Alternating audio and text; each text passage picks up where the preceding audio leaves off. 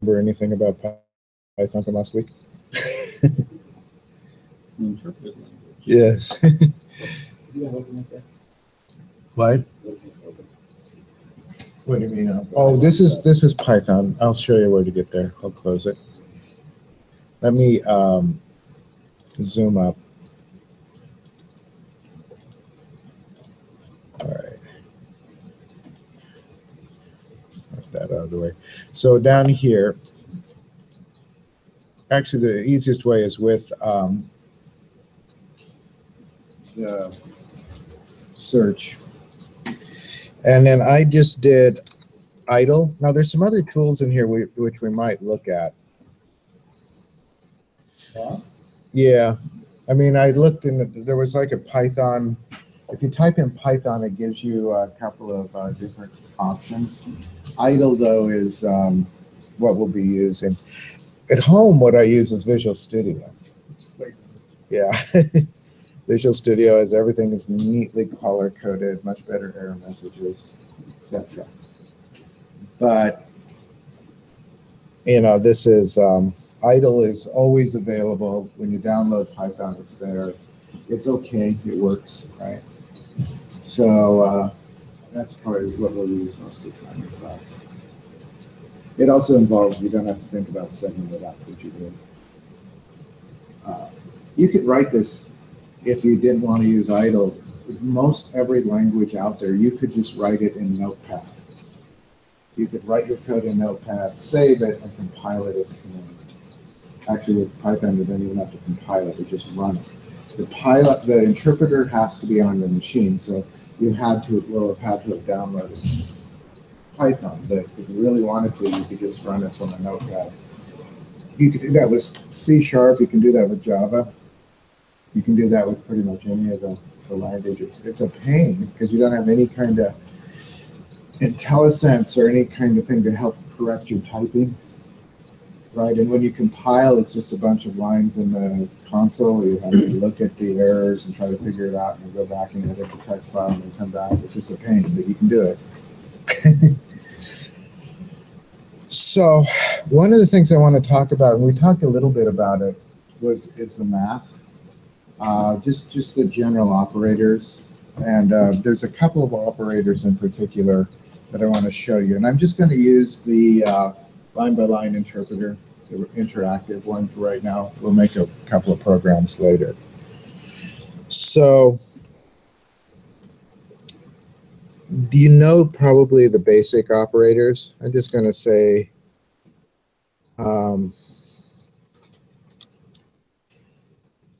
actually, let's just do num1 equals 5. Num2 equals, what number do you want it to be? 7. So, and I'm going to do like the product equals num1 times num2. And then I'm just going to do print product.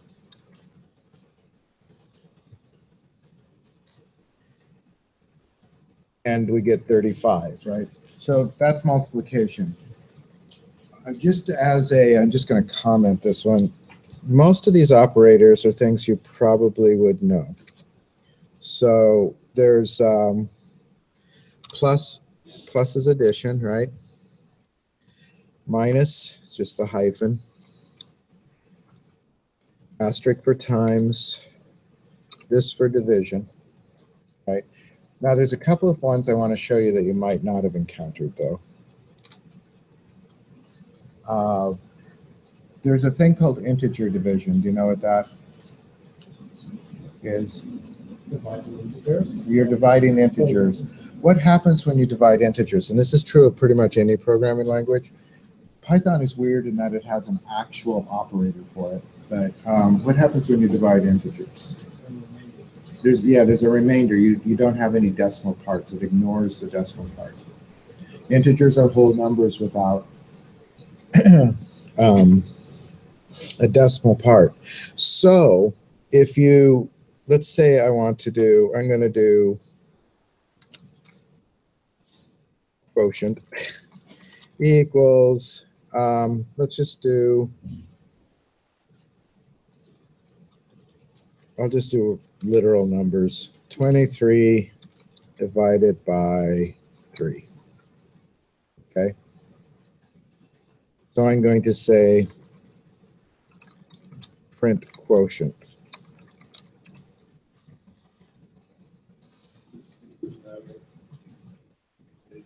It actually doesn't much.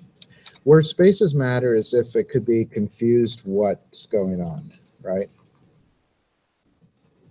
And notice this did it as this operator took two numbers that were other languages just assumed to be integer and turned it into a float, which has decimal parts. Python does that. It interprets for you.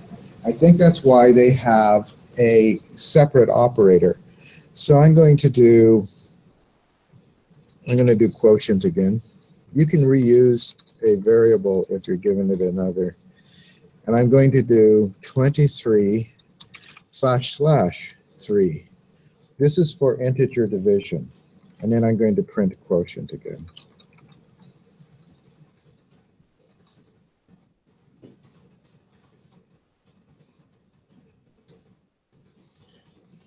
I can spell quotient. Did I spell it right? Notice this time it only gave me a 7. It didn't give me the decimal parts. So this is the weird operator. How often do you need an integer operator? Probably not a lot, but there are occasional times when you want to really deal with whole values. You don't want to deal with decimal parts. I actually have we'll do it in a little while, exercise where we'll do is just a quick pure one where you try to figure out how many bands you need. You never need a 0.666 band. You always need a whole number of bands when you're trying to figure out how many to go. Now, because we did a quotient here, I'm going to do remainder equals, and I'm using the same literal numbers, but we could, and I'm going to do the % and 3. And then I'll print remainder. I always forget the parentheses for print.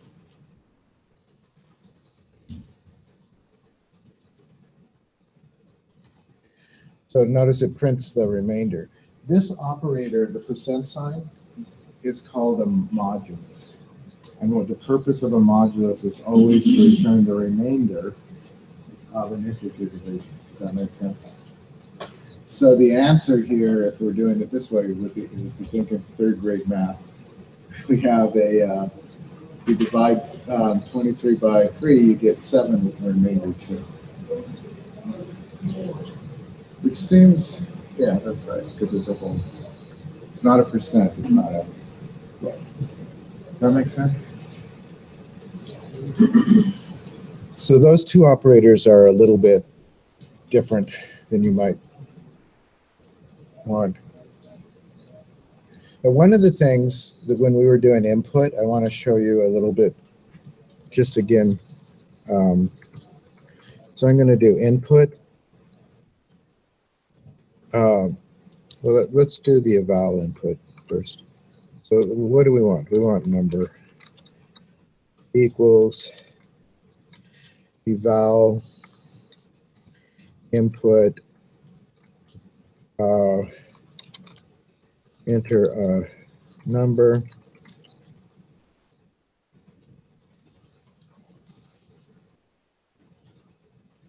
Okay, so we're going to enter 5. And then this interactive thing is a bit weird sometimes, but I'm going to do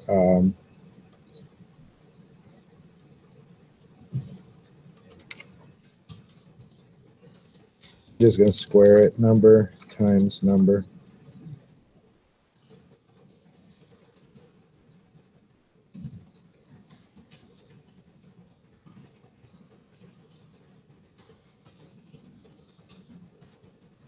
Okay, does that make sense? So we've been using the eval. Some of you noted that when you went onto the website, it doesn't like eval? Anybody, swear somebody, you did that? Yeah, no, on RIP, I think it was Yeah. called. Yeah, whenever you tried to use eval, it would give you this little message that's just like, don't use eval. And so I ended up using float instead. Right, that's what I was going to show next. Yeah, because eval is just sort of, if you're have basic programming instincts and backgrounds, if it's too vague, it's too sloppy of a function. It evaluates this to see if there's any kind of numeric content. But you don't have a choice when it takes it out as to whether it's going to treat it as an integer or a float. It's, it just goes with whatever it finds. So it's usually considered better to be precise about what you choose. So let's do, instead of eval, we could do number equals, let's do float input. And then enter a number.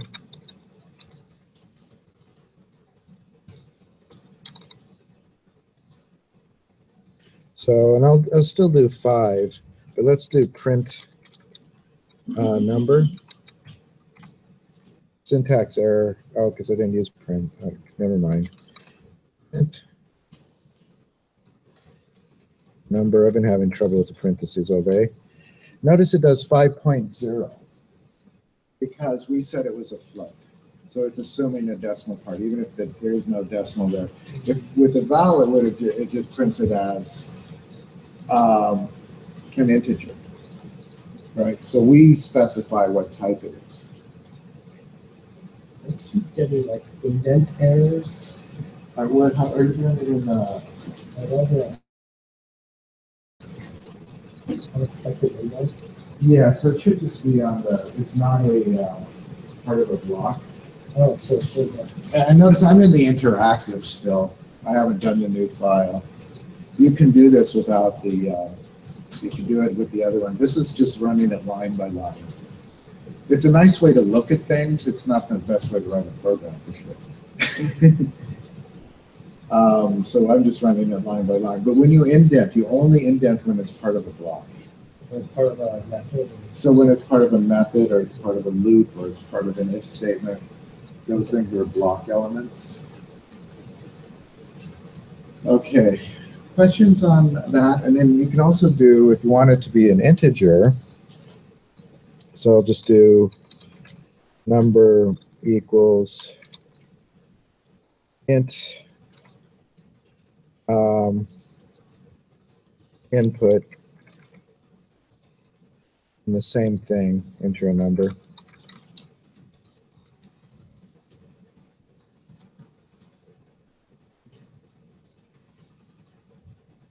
And I'm going to do print number. And notice this time, let's see if I can raise this a little bit. It's just a 5 without the dot 0. It is better practice to determine whether it's a float or an integer. Python has remarkably few data types. If you do something like C#, you have integer, you have float, you have double, you have big double, you have big integer, small integer, byte. You have dozens and dozens of data types. Basically, Python tries to get by with int, float, and string, and just a couple of others. There's not a whole lot of data types in Python. But does that make sense rather than doing eval? Because eval leaves it up to Python to determine what kind of number it is. And it's better if you determine what kind of number it is. Yeah. I was told that eval is a security risk because when it takes an input, it just does the first thing that it knows to do with it, and that Right. might be some other piece of code or something. It might. Now, I don't know. That's actually probably a good point. So if you do an eval and you have a piece of code in there, it might execute the code. It could, because you could do I haven't played with eval with the input. I wonder, well, let me play with it. Let's see that. But I think I have heard that eval is a problem in more than one way. It's also just good to be, to say what kind of number you want. If it evaluates code, if it actually would run the code, then yes, it would be a security, risk. And I'll play with that. I won't play with it this instant, but I will play with it. One of the problems, overall, Python is considered more secure than something like PHP. PHP is really horrible unless you're very good at being careful. Always use HTML special pairs instead of Yeah. case. But all scripting, all languages have vulnerabilities and things you have to be careful of. The other thing that's sometimes a problem with Python, but it's nothing we're going to do is going to do that. If you're doing a huge application, I mean, really big, lots of code, lots of complexity, lots of data, it is sometimes excruciatingly slow. Which is weird because it's one of its most popular uses is analyzing big data. So, all right, one of the other things I want to do real quickly, for this one, I think I will make a new file. So I'm going to do file new. You could do this in the interactive, but I'm going to do it here. I am going to import math. And is math a lowercase? Let me try it lowercase and then see if it's one way to know if that's. I'm just going to do. I'll say this is the square root equals. I believe it's SQRT. What do we want to square? Get the square root of.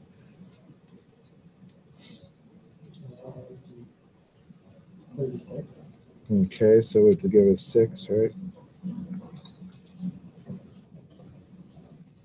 So let's do print.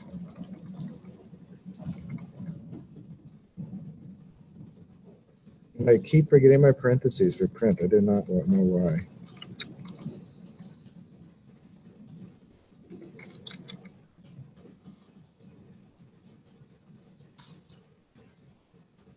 Okay, so let's run that. And I have to save it if I'm going to do this. So I will do OK. I don't know where I'm going to put it. I'm going to put it in documents.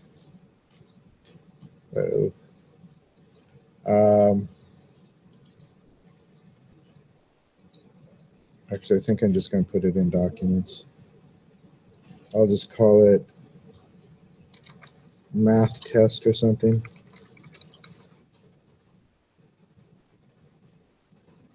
Save. The reason I'm not too worried about where it goes is that this computer won't be here tomorrow. Tomorrow, probably. So let's go back to here, and then we should be able to run it. Okay, so it did run, but square root is not defined. Let me look at the name of the function. I'm doing this from memory. Memory is not good for me. It is square root, but I think the math library, no, it's lowercase. Yeah. Yeah, I think you're right. You're right. You are right. Although I think there is a different way to do this than the math dot, but let's just do the math dot. So I will save it real quickly, and then I'll run it, and then it gives me the 6. At this point, it does work. Math dot. So a couple of things. There is a way to import, which I'll look at in a bit, where you don't have to always do math dot. Okay.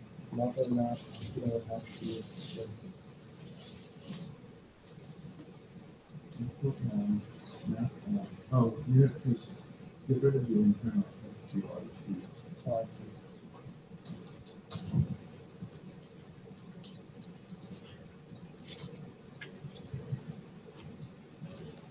it was a import looking for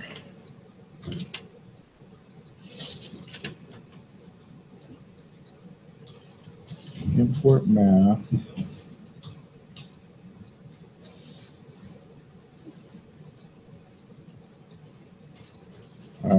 We'll worry about it. I think it comes up, but there's a way you can do this where it doesn't. Math is basically the point of importing something. What is math?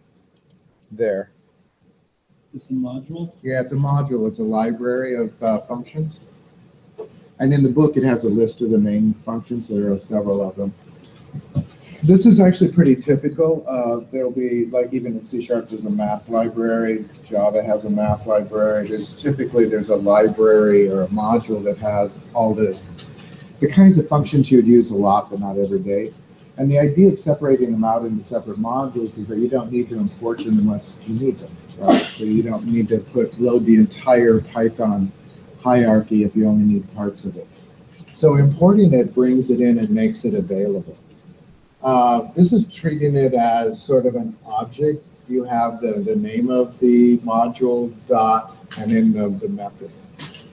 Pretty late in the quarter when we make our own objects, we'll do that too, because we'll make objects that have their own methods, and it'll be the object name dot method name, right?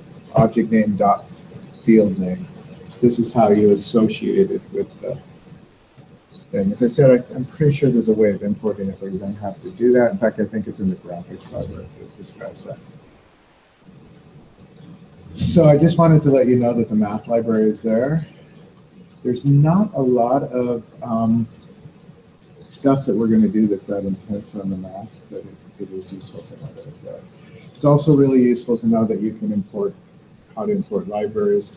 One of the things that makes Python so popular is that it has a really rich set of libraries for all sorts of things, right? For graphics, for statistics, for artificial intelligence. I mean, literally, there are tons, I don't know how many, hundreds of libraries that have been written by other people that are full of functions that you don't have to write, that you can just use. So that's one reason why Python's so popular. It's also because it was popular that people keep writing libraries for it. But that's sort of a chicken before the egg, which comes first. Questions on importing the math, the square root, basic math things. The two things that I would have you get out of here is that it's better to use enter float when you are doing getting an input that's numerical. It's better to do those than eval. And the other thing is that you can import libraries like math that have a lot of functionality. So if you're doing trig or something, the math library has all those functions. Okay. So if you need to know the sine or the cosine or square root, or it also has a power function, so you can raise things to whatever power you want. So you don't always have to do number times number times number times number, that kind of thing. Questions before I go on to the next topic, or we do the next thing? It all makes perfect sense. Okay. I want to go into, I guess I'll do it here and go into Canvas.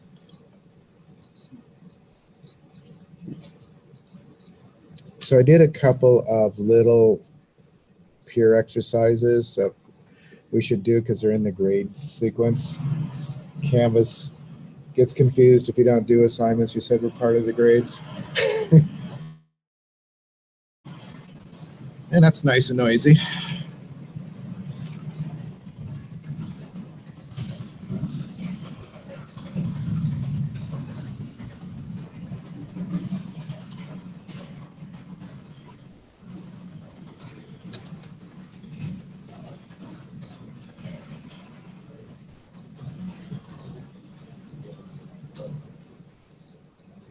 This is way too big, but I can probably shrink.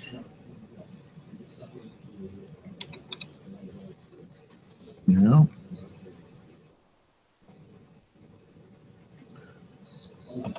right, so let me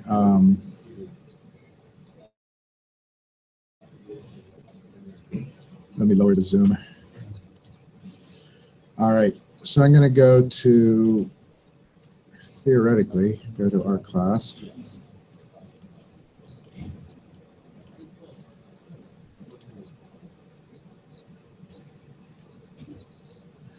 And I'm going to go to assignments.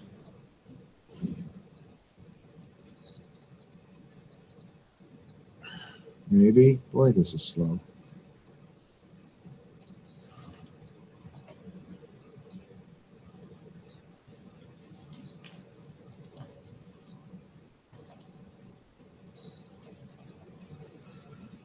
Come on, you can get there. Are your guys is that slow? Why is mine so slow? All right, so this one we should have done last time because it's really related to the first assignment, which most of you have turned in. And I've graded the ones that were there by Sunday. I haven't graded the ones since. I will grade them. I tend to do grading on Sunday. This is pure assignment 2, and this was just to write a program to do a unit conversion of your choosing. You know how we did kilometers to miles, so you could just do anything you want to convert, right? And you can do it, ideally this is done in pairs, but if you want to do it singly, I don't care.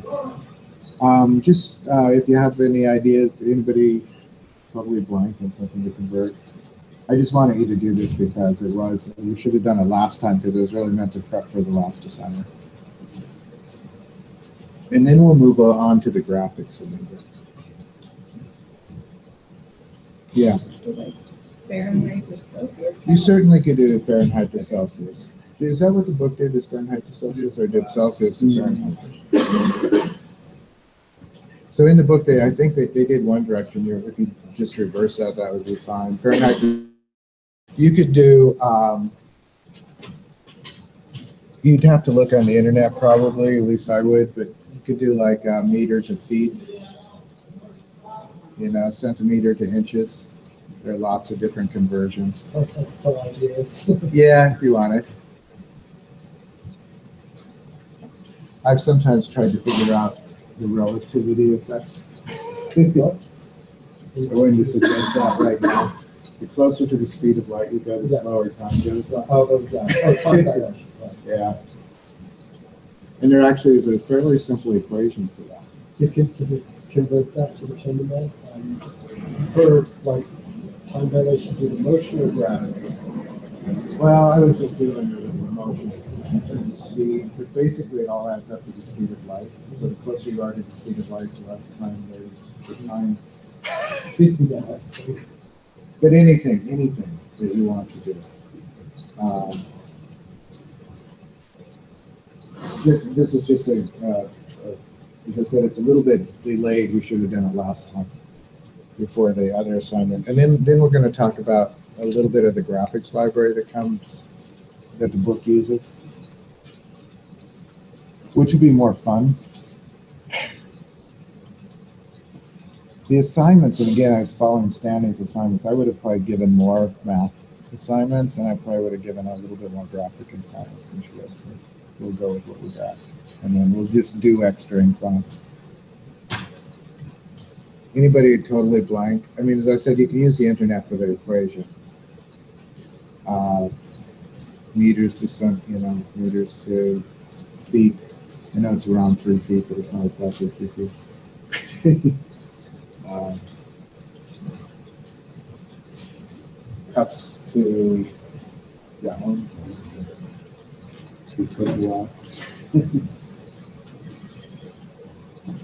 Yeah.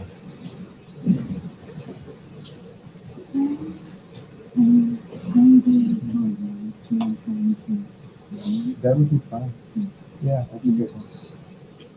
Kilograms to pounds is a good one. If you ever do, online they have the BMI equations. They usually do them in kilograms.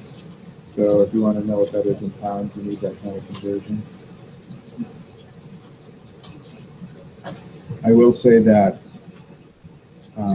American measurements don't make any sense compared to the on the other hand, because putting things in tens and decimals just makes so much more sense. Yeah, moving the decimal point is better than doing mental math.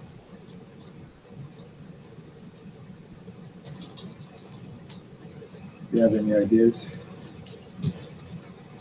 They said just kilometers to pounds, just some kind of silly conversion. I just want to get this up so I can give you the 5 points. Then we'll go on to the modern. And again, when you do it, probably the easiest way to turn it in is just to paste the text in. It doesn't have to be perfect. It doesn't have to work. It doesn't have to.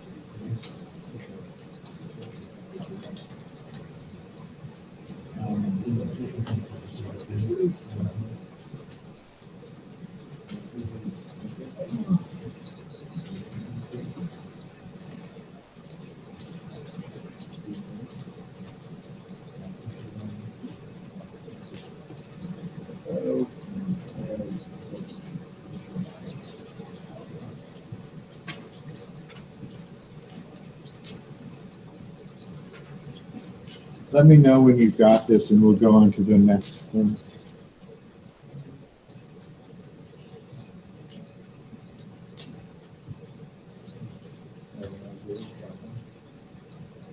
You can work together, that's not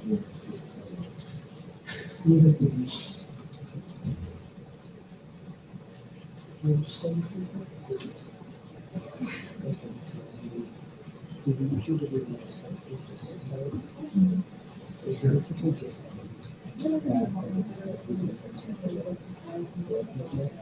I always input output, so what I was thinking of, what do you think? I'm not gonna be very honest about that. you need to actually prompt these different variables. I just ourselves. Well, right now we're doing the audio.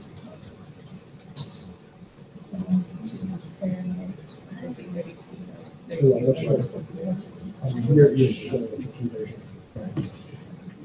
don't really need to, I just want to give it not just put the comment at the top. Yeah. And typically.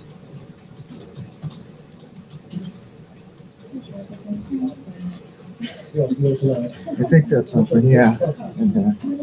When I copy this to submit here, Yeah. there is certain shows. The indent. Yes. Don't worry about that right now. If that becomes, when you get into something more complicated where that'll matter more, I will maybe think of a different way to do it.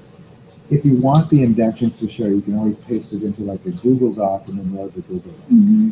I'm not worried, or even Word, you can do it, but I'm not worried about that right now. Use this really simple. If you're doing it on the command line, you might want to do it with this good. When to be sensitive, I'm not sure.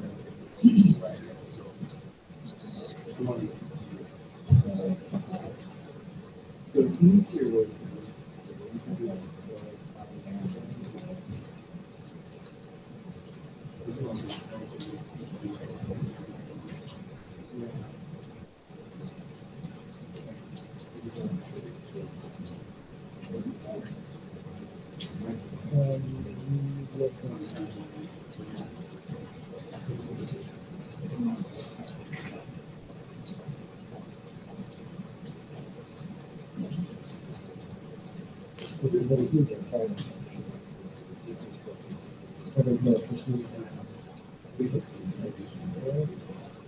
So this is overly basic. It can't be 5 + 5.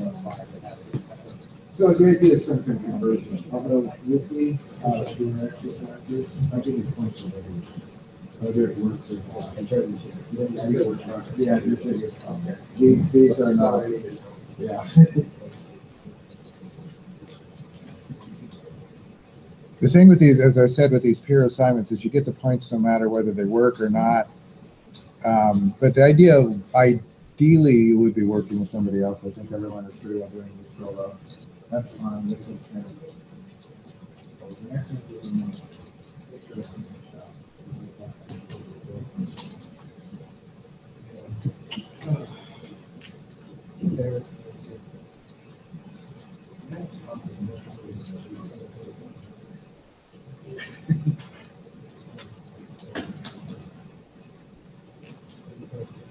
So let me know how many are done.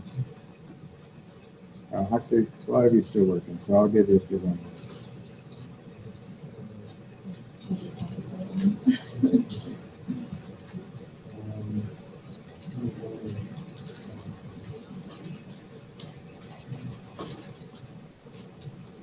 Let's give it.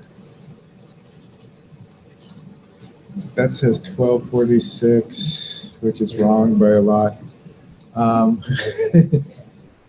Let's give it to about 12:55 by that clock, which would be 10:55, and then we'll go on to the next thing.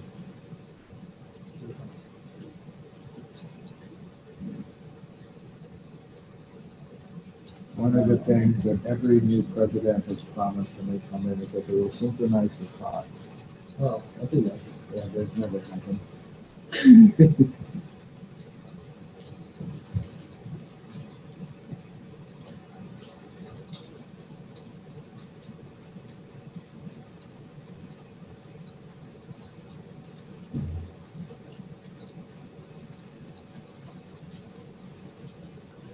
So one of the things I'll try to do with this, when you get in, I'll take a quick glance at these, even though you get the points no matter what, and if I see something to comment on it. The other, although I know I'm keeping you from working, but when I do grading, if you haven't done, if I see nothing wrong, we tend to just get a good in the points. If I see something either exceptionally good or exceptionally bad, I'll comment. So if it's just done the assignment, generally get good, good, good, good. So that's.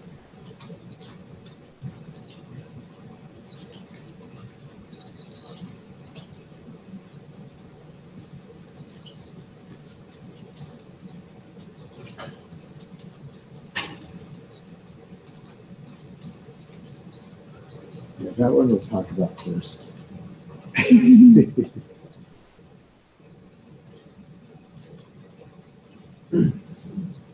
Because it's about 6, 7 more minutes. I know a lot of you are done, but that'll give everybody time. And then we'll start talking about the graphics library.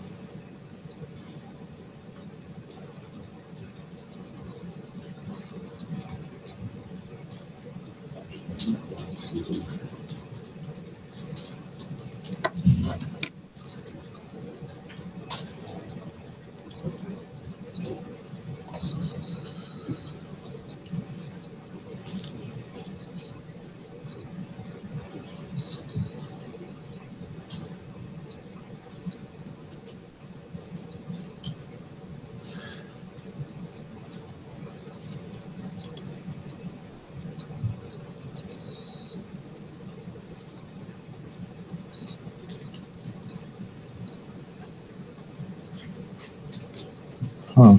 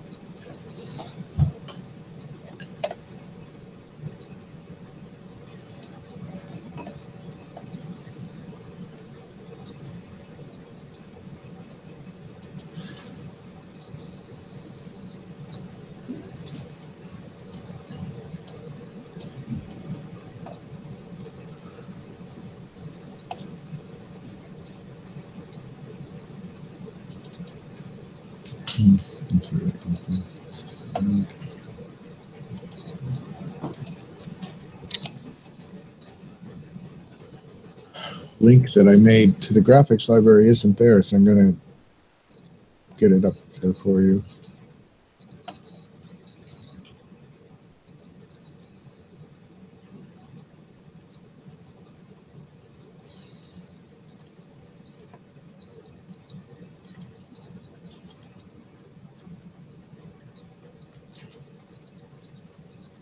Maybe. Okay.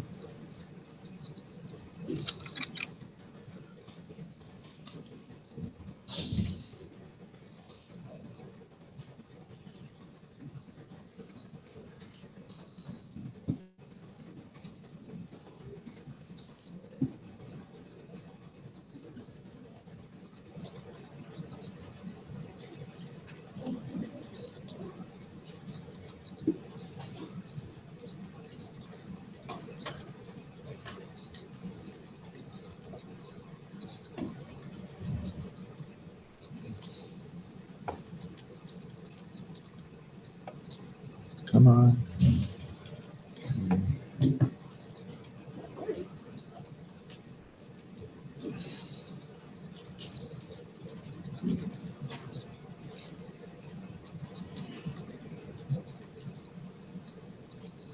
This is so slow.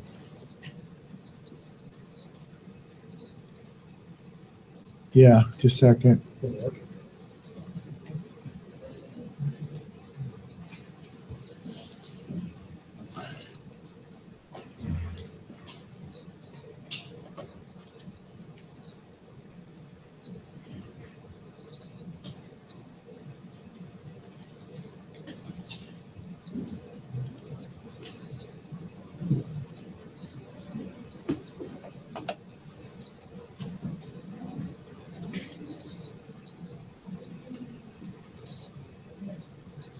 All right, so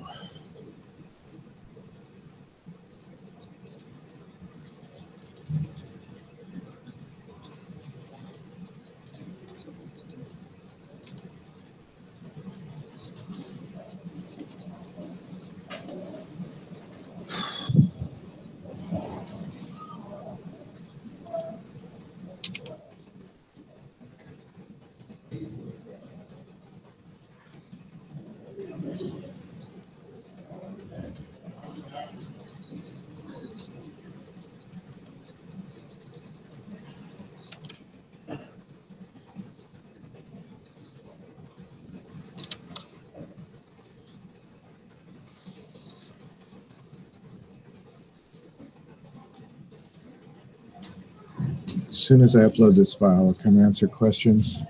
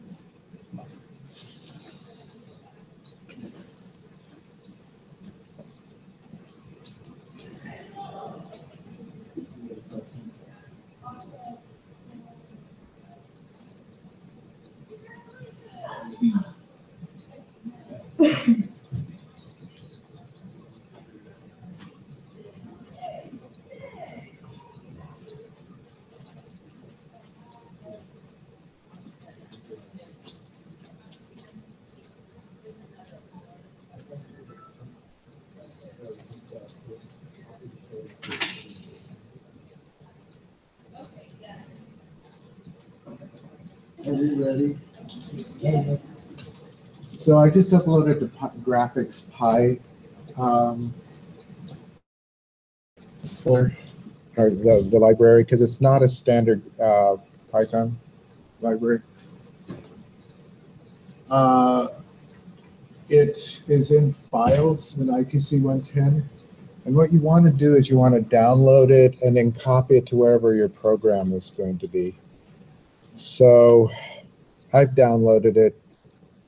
So this is in your Canvas in files. And then, so mine is, let me zoom up again. Mine is going to be in the downloads folder. And I do not know, how do you get to just your documents and C drive and etc. here? Look at my computer in there. No.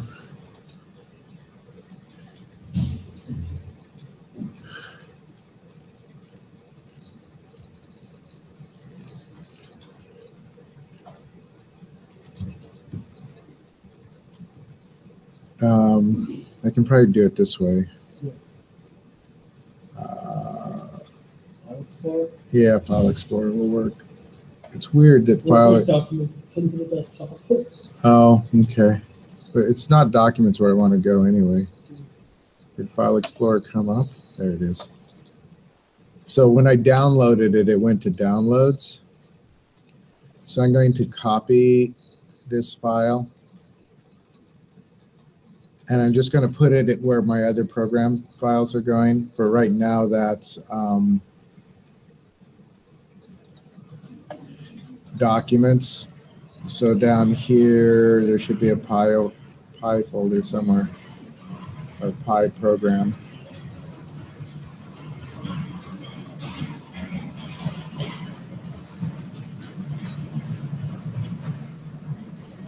Well, let me make a folder.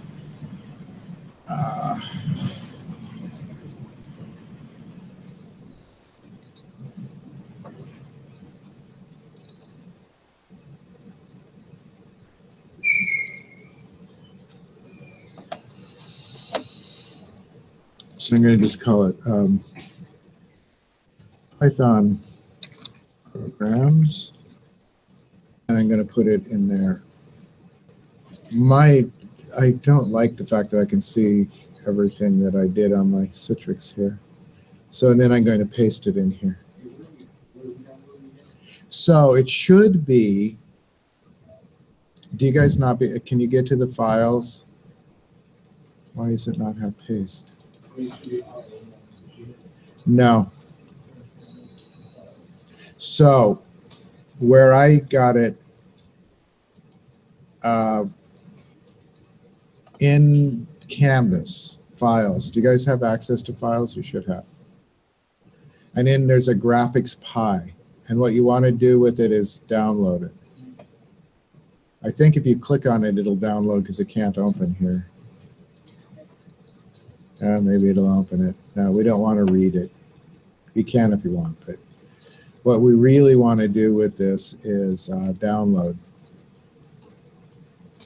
Save it as graphics, Python. The .py. You should just download with that extension. You shouldn't have to name it.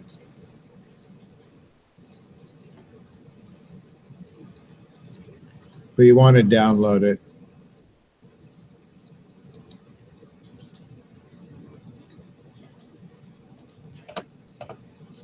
Let me know if you get it. And then once you download it, for it to work, you need to put it wherever your Python programs are going. If you're copying it to a thumb drive, put it on a thumb drive. If it's on the documents, put it with the documents folder, wherever your Python programs are going when you save them. Does that make sense?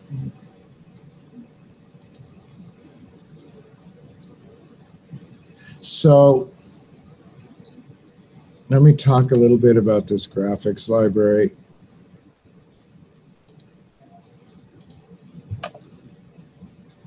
So I'm going to do a new one of these, new Python file. Gonna search that down. All right. So we will want to import graphics, and it won't find it unless it's in your folder, basically, wherever your files are going. The graphics library here is a peculiarity. It was made by the author of the book, right? It is a wrapper for Tkinter. Does anybody know Tkinter or what a wrapper is? Only in HTML. So Tkinter is the actual graphics library that's usually used with Python. And it's part of the Python package. You can load it. So interestingly, maybe not to you, but it's written in C. You don't have to worry about that. You just call it with Python functions anyway. You can use it for a lot. What graphics is, what a wrapper is they've written a program that gives you a simplified interface to Tkinter, right? So it doesn't have all the complexity of Tkinter, but it gives you some of the things. If you actually, and you could look at it, you notice when I clicked on the file, it actually brought up the text for the graphics file.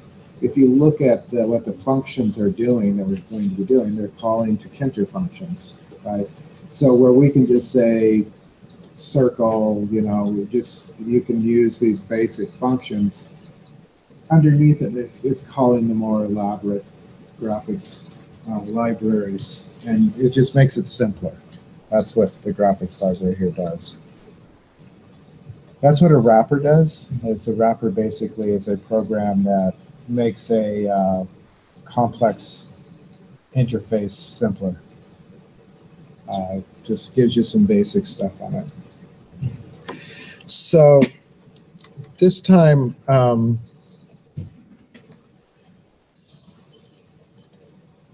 I will put a comment up here. So we're going to do a little bit of drawing. I'm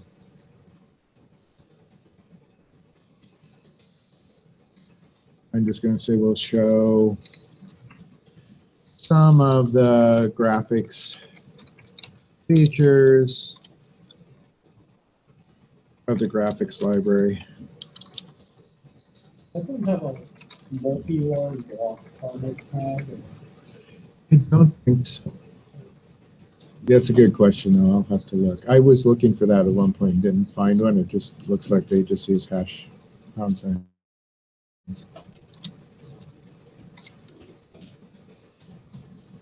And then typically with these, as I said, the name and the date, which is what is today, the 6th? Today the 5th or 6th? 5th. All right, so we're going to import the graphics. And if you look at like chapter 4, I think these are from.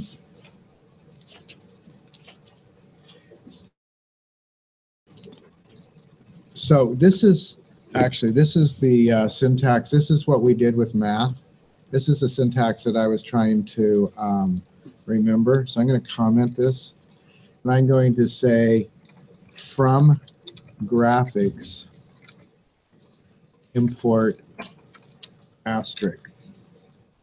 And what that'll do is I don't have to say graphics dot everything. Right? This basically is saying from the graphics library import everything. Does that make sense? It's just a different import statement. You don't always want that. You don't always want to import everything from a library because libraries sometimes are fairly large. But we'll do that for next. So it's a wild card? Like It's a wild card. It's just like Java, if you've ever done Java. Java has a thing, import library name asterisk, which just means bringing everything.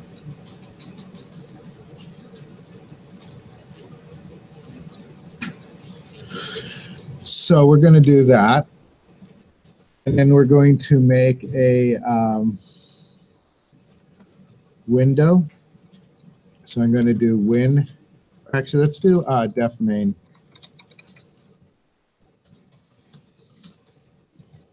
Just because this is what we usually want to do with the program. And then you have the indentation because the main is a block. And what I'm going to do is I'm going to say win. We're just going to call it win equals, and one of the built-in things is GraphWin. That's one of the built-in in the library. And again, we don't have to say graphics dot because we did this. And there's no way to know what's in these libraries without reading it. I mean, there's no way to necessarily intuit. I'm kind of following what's in the book here. I'm just going to draw a basic window. So I'm going to, right now I'm just going to do P equals draw. And then in here I'm going to do win.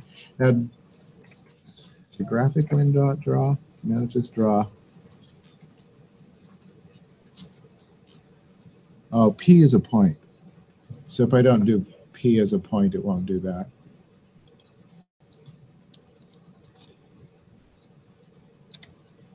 I have to define P.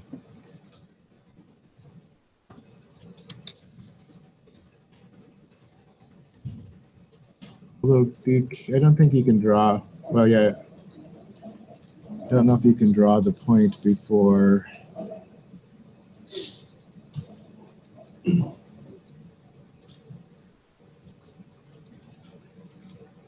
Yeah, they do. All right. I'm going to put it where they do.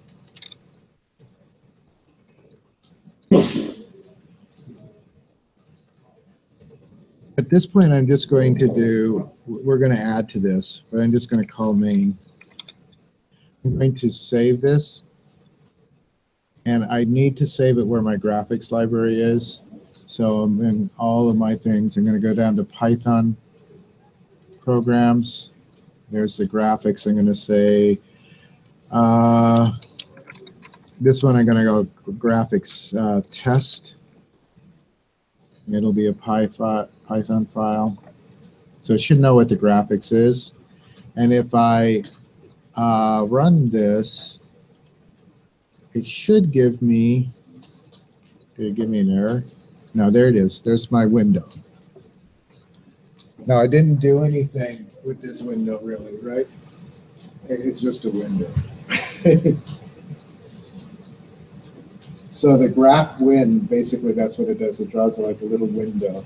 And you can, and the chapter goes through this a little bit, and we might do this too. So you can do things like you can create text fields and you can create buttons. And I mean, you could do a lot of the windowing things in this.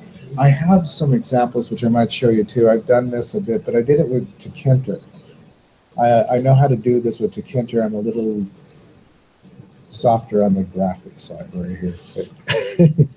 It's actually is a little bit easier. So let's draw something in the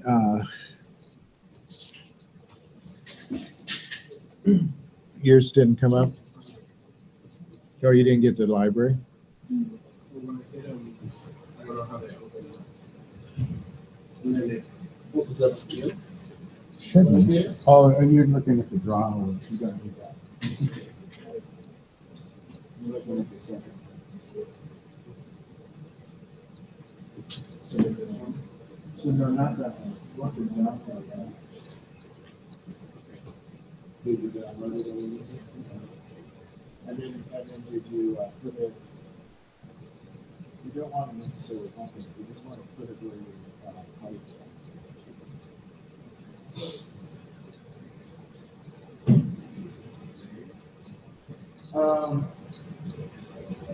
Indeed, so copy. So you already downloaded it. So it should be in the download. So if you get the so what we want is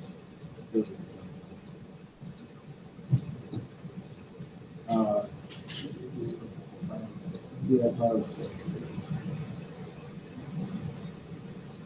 And then it should like graphics. And there's graphics. So just copy it. Just copy it and put it yeah, I just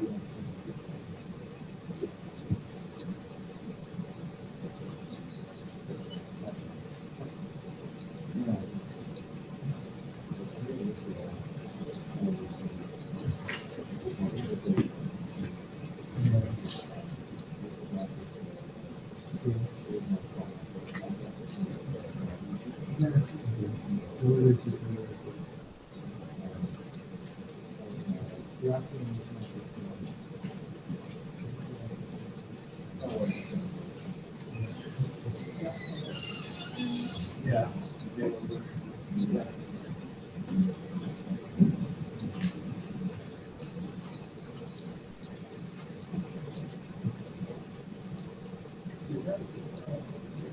But I think that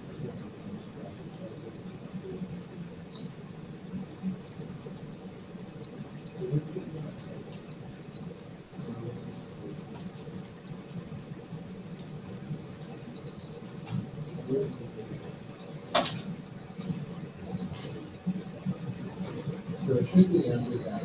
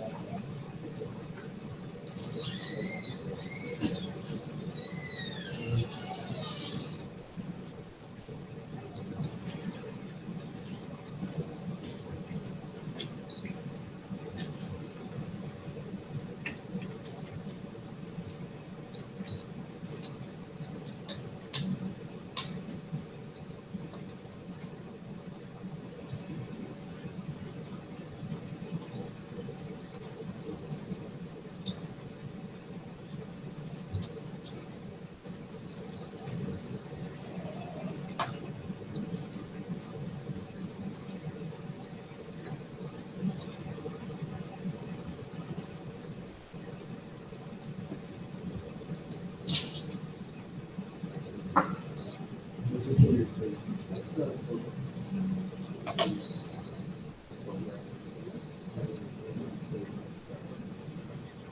let's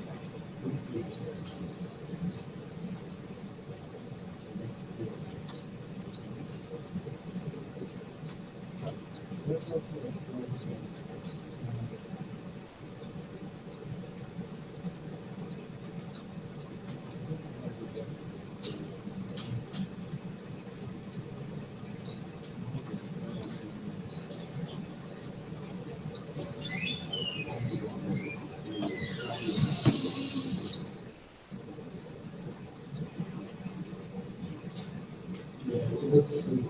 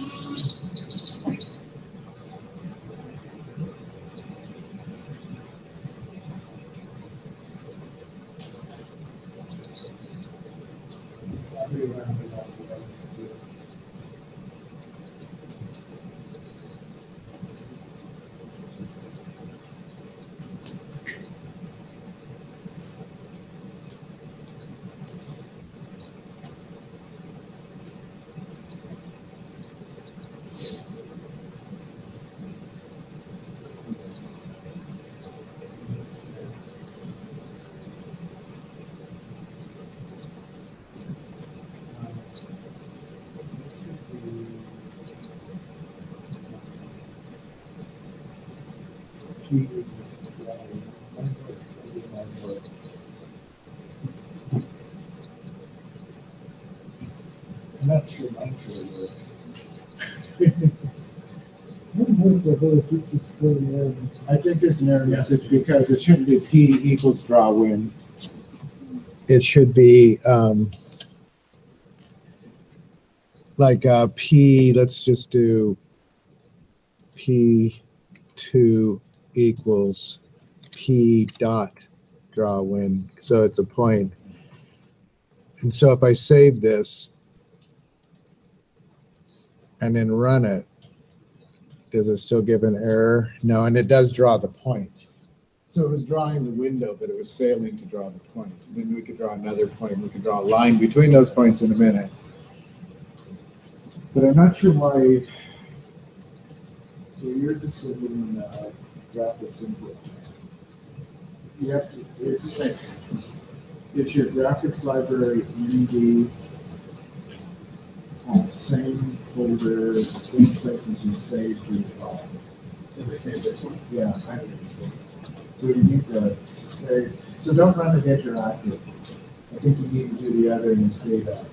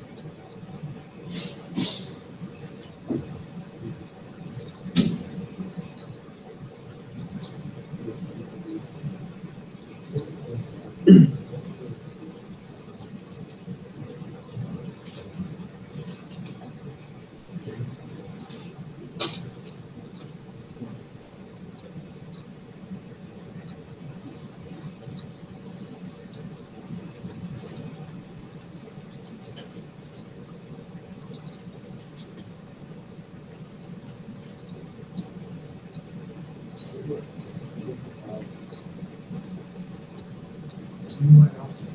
Yeah. I download this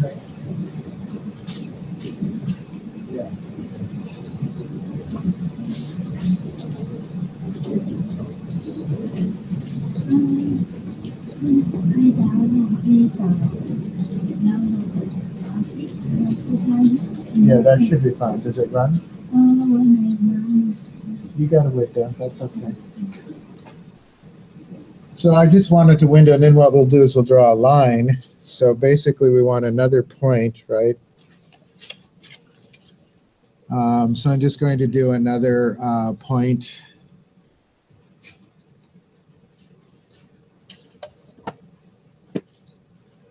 I don't know. Where do we want to put it?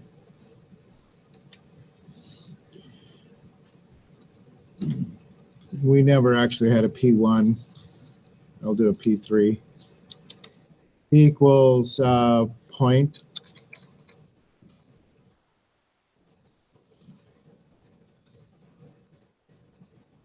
Oh, let's do P2. Well, I can't do P2. What do we want to call it? I guess P3. We want another point. So we're going to do a point. This one was at 50, 60. Do we want the coordinates? Do you guys have a sense of how the XY coordinates work? Let's do this at like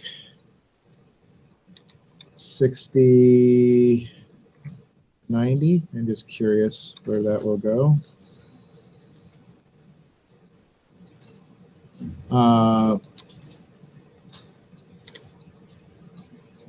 I don't know. I'm just making up the things here.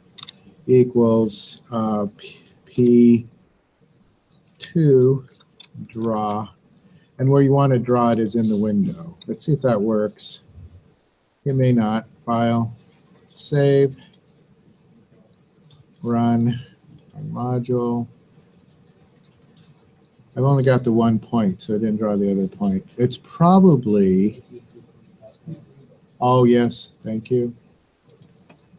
You guys have good eyes. So if I run it again, and so I have 2 points that are just slightly offset.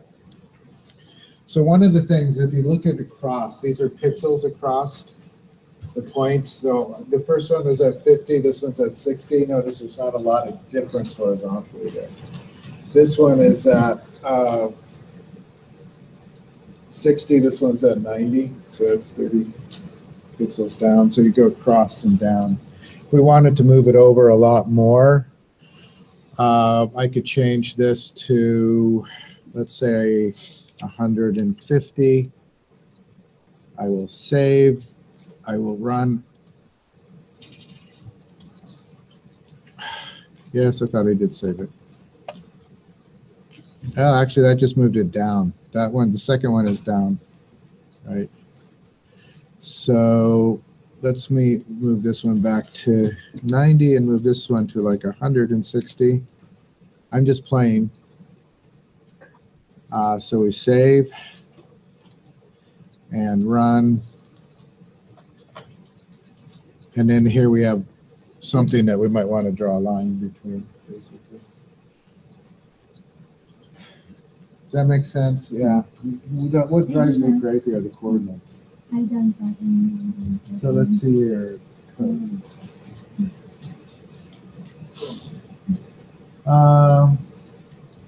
They're both P. So notice mine are, this is P draw, this is P3 draw. So this is a P, it defines a point at this point, and then we draw it in the window. Win is the window, right? So the graph win creates the window, and it gives it default size. I'm pretty sure you can put coordinates in here to make it a bigger or smaller window. So this point defines a point on this window, so that's this point.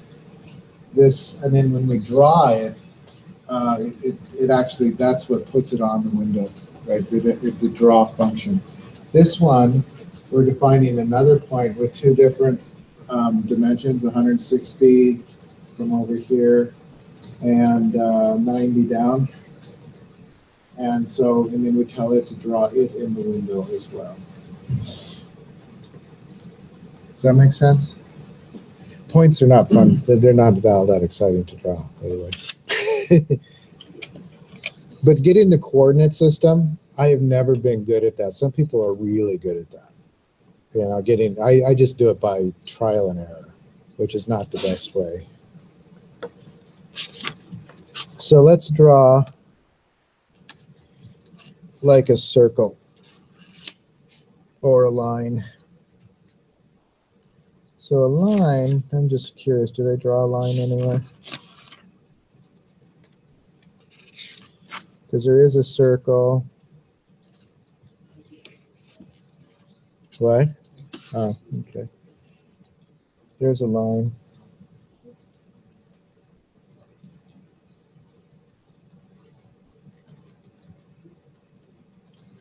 So let's do a line with between those 2 points real quickly, and then we'll draw a circle, and then we'll do a couple of other little things, and then I'll have you do another exercise, and then we might call it about a day.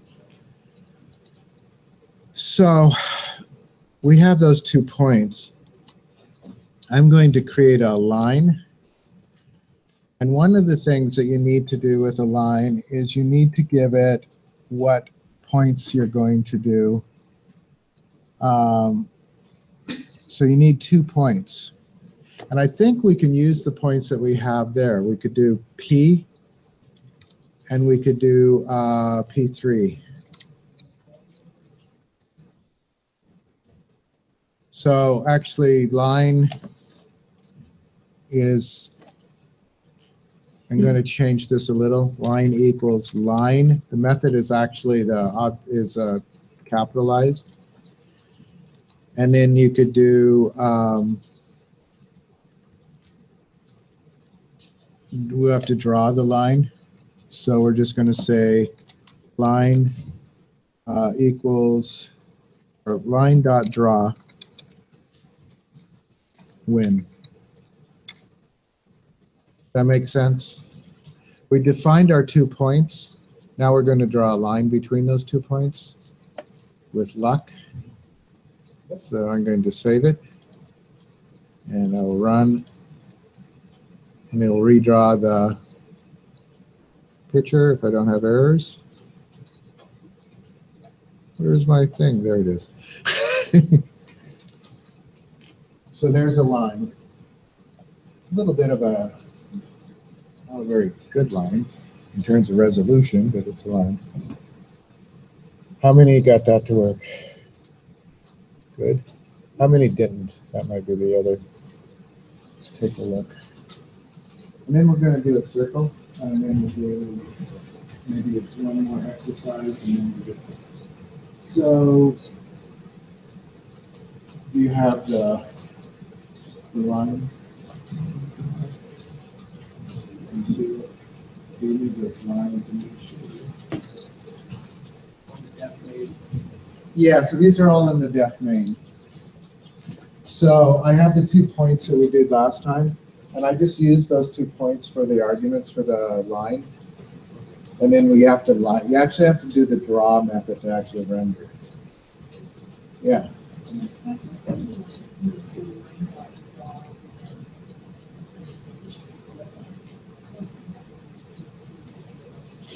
You know, I'm not entirely sure why you had to do it. I wonder if we did.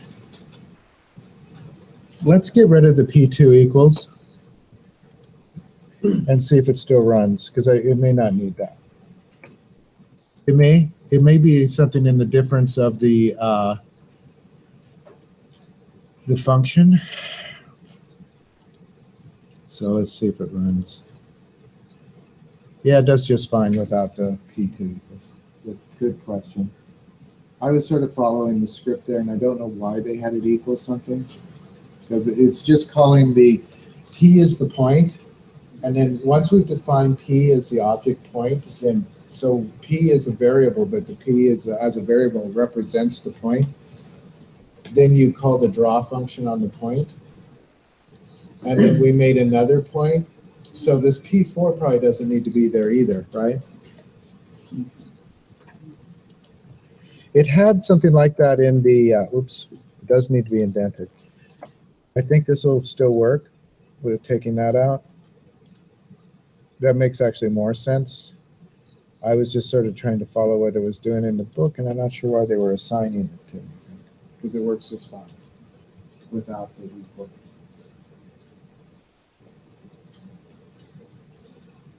Let's do a circle. We'll leave this up there. Our main's going to get really ugly just because it's a bunch of stuff as opposed to something logical. So there is an object, you know, I'm just going to, that's a variable name, equals circle. And then we have to give, for the circle, we have to give it a center point and a radius. So actually, before I do that, I'm going to do center equals, and we'll do it this as a point. And I'm just going to do what they do is 100, 100. I think that's actually right in the center. And then I'm going to say center. And then comma, and how big do we want the circle? Anybody? 30. All right, 30, that's what they have in the book. So 30. And then that's the radius, so it'll be actually 60 pixels across. And then I'm going to do circ.draw, and it'll draw it in the window, right? That should work. So I saved it. I'm going to run it. I thought it worked. Yeah. Okay, so there's a circle with a line.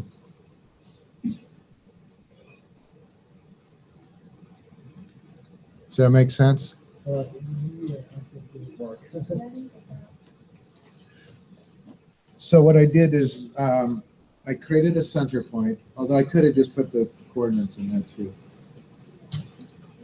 So you got the center point.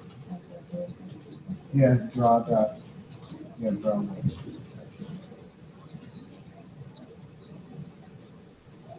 There you go.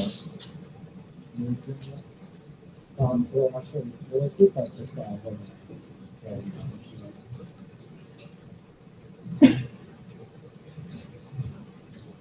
Anything else? Mine do. Yours didn't work? What is the other one to do?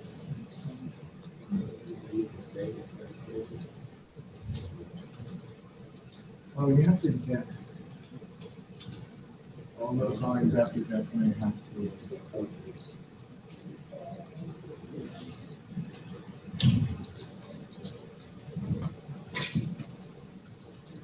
You could also do before we draw it. I think it has to be before we draw it. We could fill the circle. So I'm going to do circ dot set fill, and I don't know what color do we want.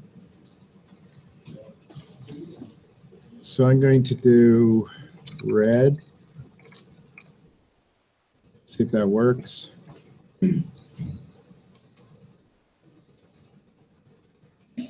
Yep, so now I have a red circle. I don't know what all the colors are predefined.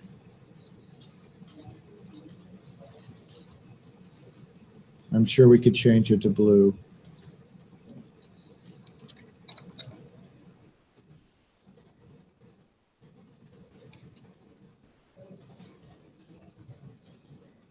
So there's a blue circle.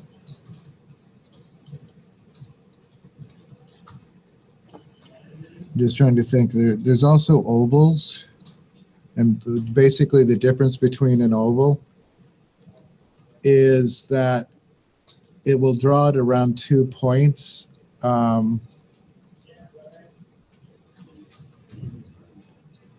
So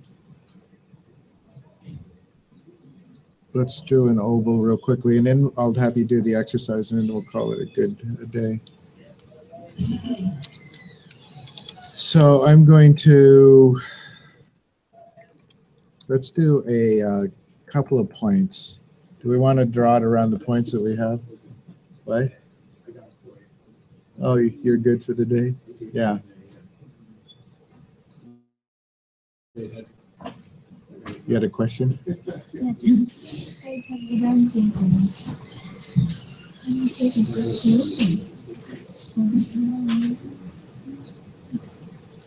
So the you did draw a window, got the center. That actually looks like it should work.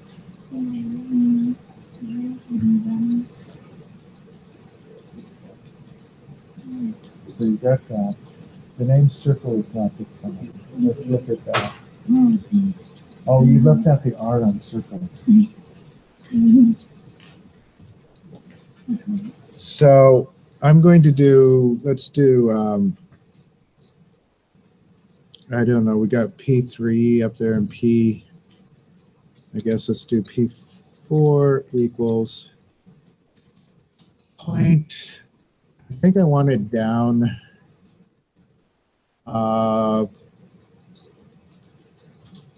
below, trying to think of where I want this oval. Anybody have some good coordinates they want? It should either, I think for just visibility, it should either go above here or below our line and circle. If we go above, the first point was 50. So let's do 20 and maybe 50. I'm just making these points up, so we'll see. I'm also going to do key 5 equals point, and this one needs to be the other side of an oval. So if I did 20 there, yeah. When you say the other side of an oval, I think what you're doing is you're defining. you're defining a rectangle and then drawing an oval inside the rectangle. Right, basically. So I think what you're doing is you're saying draw an oval around these 2 points. No, it's if you drew a so think of the first coordinate as the top left and the second coordinate as the Oh, and bottom then right. down here, and then it's going down. Yeah, and then it's just filling that in with an oval. That makes sense, actually. And I think you're right. So we need, this is the top corner, so we need the bottom corner. Where do we want the bottom corner? So let's do,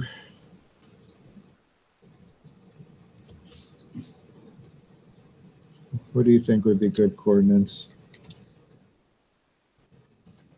150. 100 would get us into the, yeah, let's try like 80. And then over, I have no idea. We can adjust these. So I'm going to do oval equals, the pattern here is pretty easy, right? Oval. And then it takes those 2 points. So basically, I think you're right. They're just basically, so I'm going to say P4, P5, and then we can fix it if it looks ridiculous. And then we do oval with the lowercase.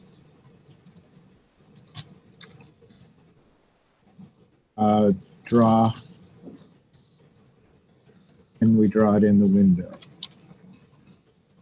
So let's see. Does that give us our oval? Yeah, it's not exactly what I was thinking of, but it's okay. The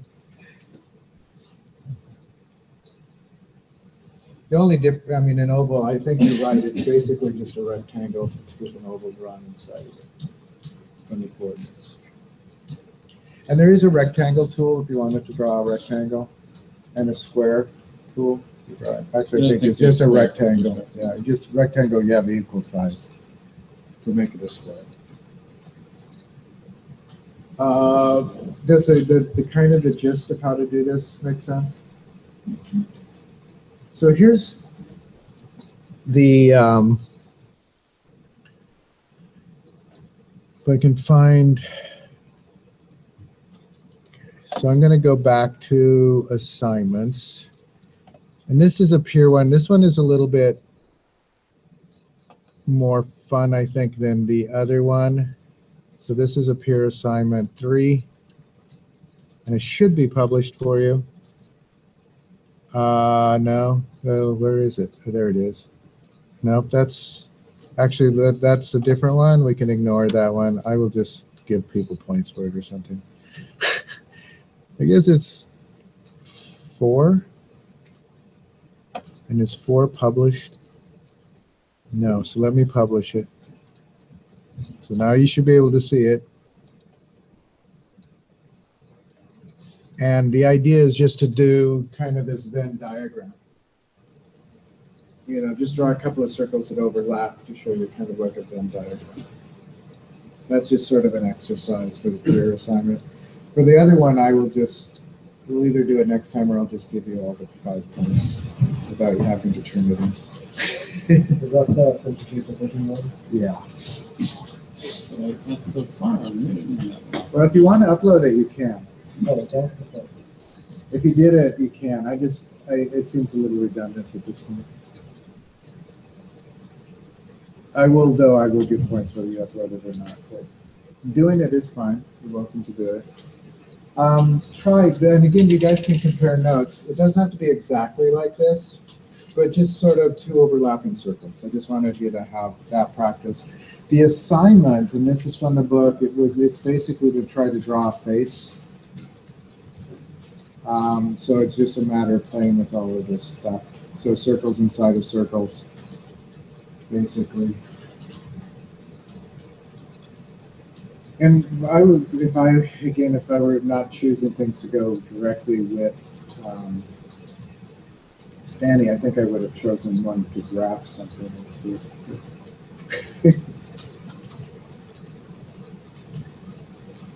So try this one, and then this will be all we'll do for today.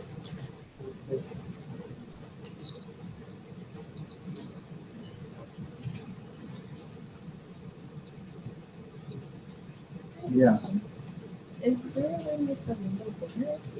there should be. Let's try something real quickly. I think, so you said, I've done the Tkinter. I haven't done the graphics that much. But I think if we go to,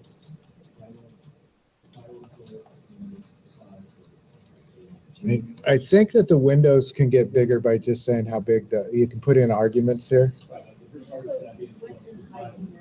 Right. So actually, yeah, let's just do. So width equals number and then how about height equals? Right. So when I push this, it gives me the arguments. So if I want to give it a title, width and height, I don't know if you have to put auto flush in there. But let's put in like a title. Let's just say, I don't know, drawings. If you leave arguments out, you usually have to at least put the comma. So the width, I think it's at 200 now. So let's say width equals 500, height equals 200, or height equals how big do you want it? Let's say 500 also. Why do I keep missing the 0? Don't think you have to put auto flush true. You don't. I didn't close my quote properly. All right, so let's just see what happens if I run the window now.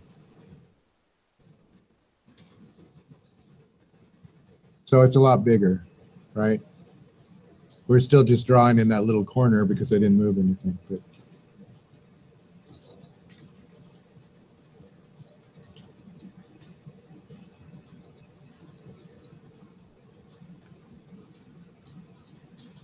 we might do some more with graphics, even though the assignment doesn't require it, but we'll do it next time. I'll show you how to like do a text box and a button and do a calculation in that. I'll show you a little bit of that.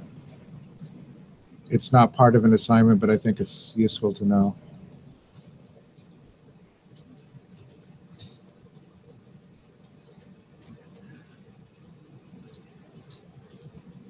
And I will post all of this. So, and again, these circles, you guys can collaborate. You don't have to do them solo.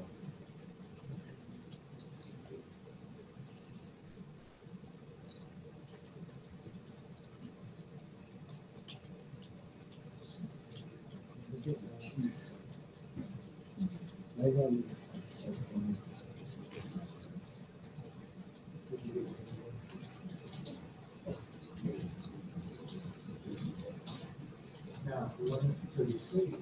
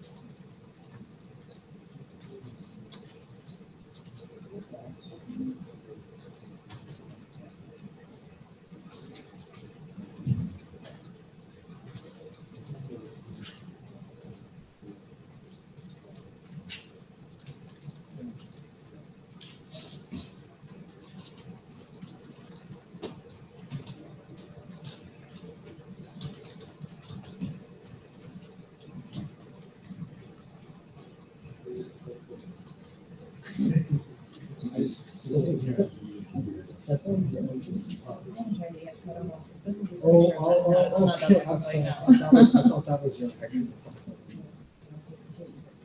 I didn't show you.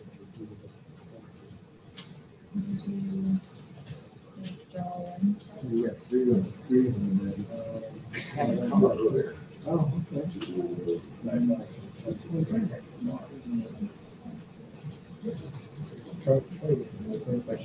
Yeah. So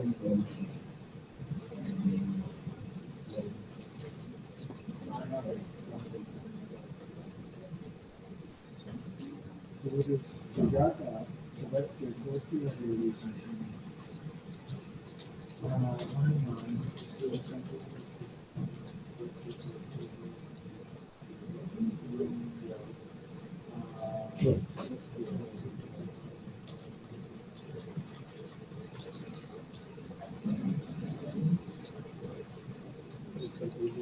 Yeah.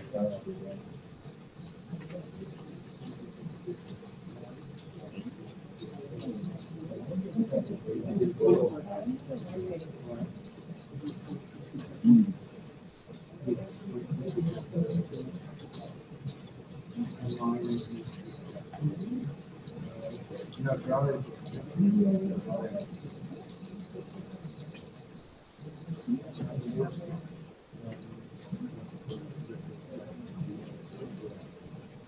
Same. Keep the center. Yeah.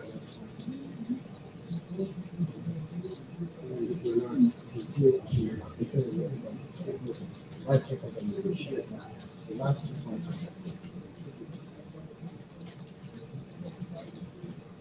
We got the line.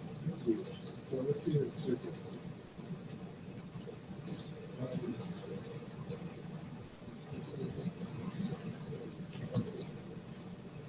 Except that this is circle. This is circle. So this needs to be circle. So yeah, get both. With the circles. Yeah, it's third. You need to be the same there. So it needs to be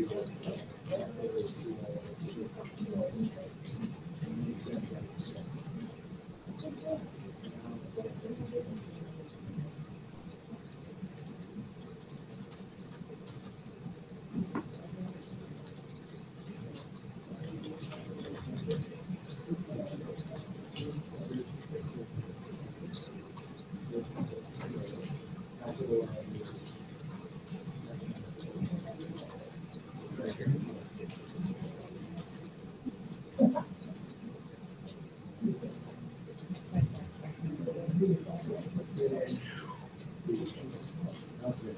And then there's just some stuff that we want to do. Thank you. Yeah.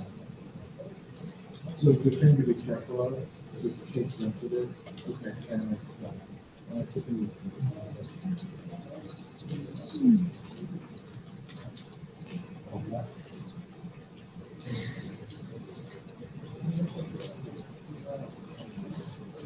So, maybe this.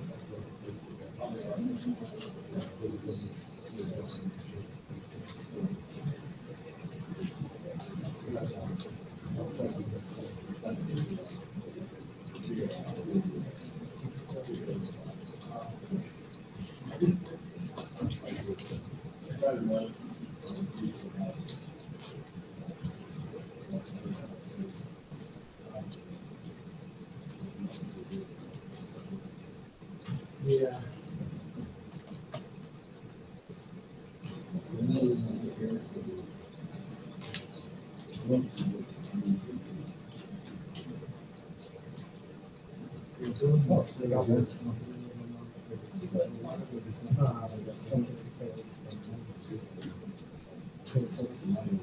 Yeah, yeah.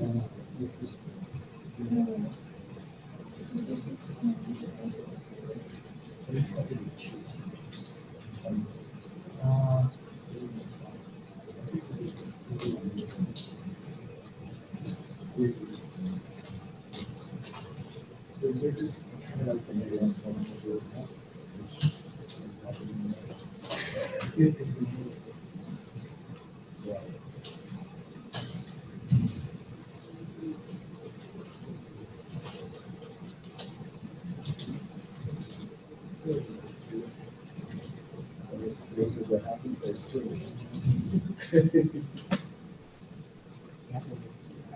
Yes, it does. So yeah. The thing that will, right. So it uses a kind of a camel case as a default. So object names are capitalized at the beginning. Method names are usually lowercase and then capital letters for any additional words. Just so the okay. So set is lowercase, still starts with a capital. So it's camel case. Objects are named like. Yeah, for separate. If you added a fail, you capitalize the set.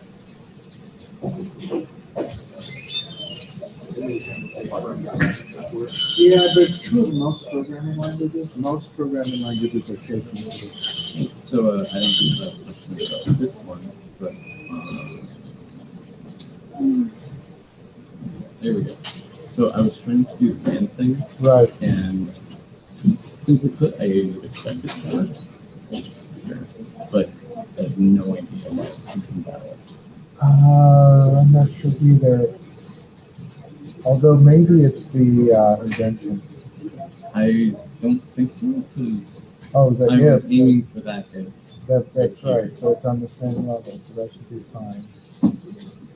If people greater than 0 and then fit greater than 0, then number. Although it's more complicated than understand. But that's fine. I was just going to return the remainder, and if the remainder was greater than 0, Then add 1. Then add I one. did that right here. Yeah. So why is he? Oh, it's not thinking. Yeah. I can't figure it out. I googled it, and all the examples that I found on the Look just like that. Oh no, they actually show more obvious mess ups where they have it differently indented. Right, Now right. it's all the problems combined. This is not the same problem. So this print, does this print belong to this if?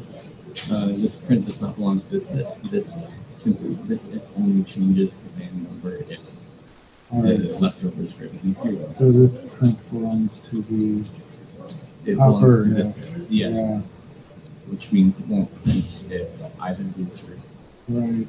are not greater than Does 0. it work without the else? So let's see.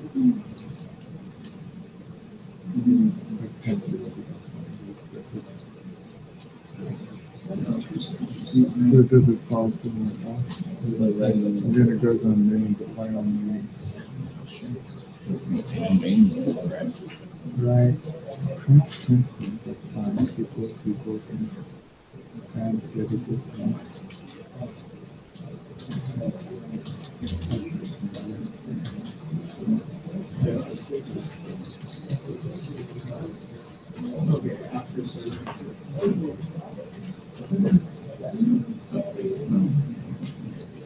So it may not be the else. Yeah. That's what I'm thinking if we're getting into there's a colon there. And I did this correct, right? Well, yeah, that should be the module. I wonder if you need spaces on there. So you shouldn't do. Leftover, which means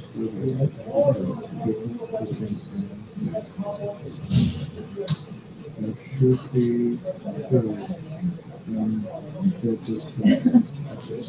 many people can put on time and recommend that?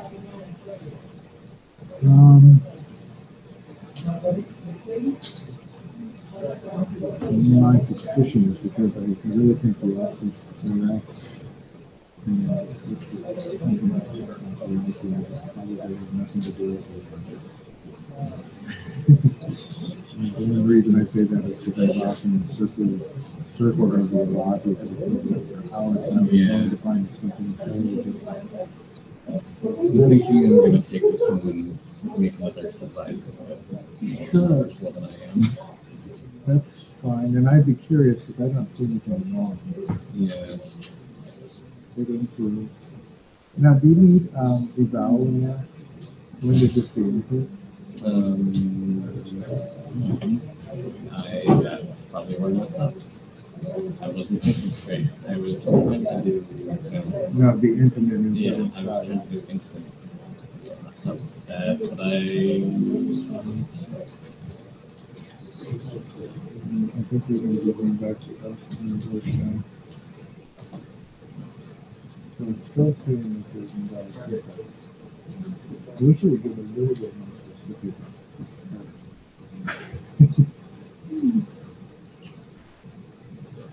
So that was running for everything else. Is there any technology? I don't think so. I'm pretty sure I have this if statement formatted correctly. I had to Google how to do hand in there. Just use Right hand. Word and Okay, cool. Okay. And there's no points around it.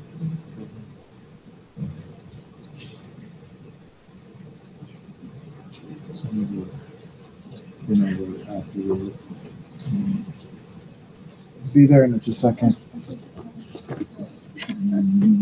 this. I got this. I got this.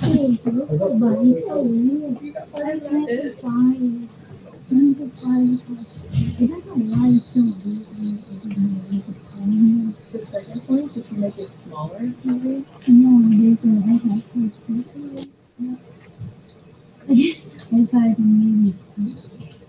Is this one? Try making these numbers smaller. Yeah. Nope, it doesn't use parentheses.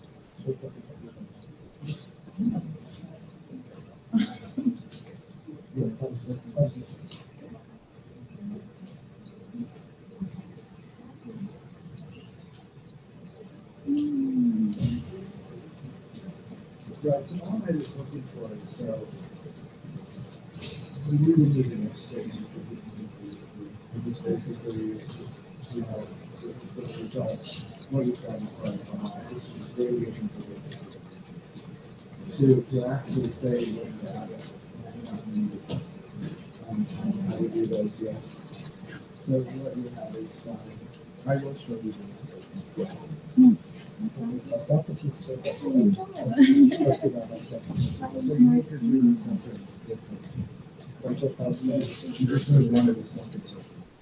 So basically, So where you have one center, right? So you might do a center two. Well, so you've got, you're using the same variable. So, well, so do another one. You need to define a separate separate circle. So that's at 50. So you might move it over. So, yes, according to the rules. So 50 is the horizontal. that's the x-axis. So, yes, move it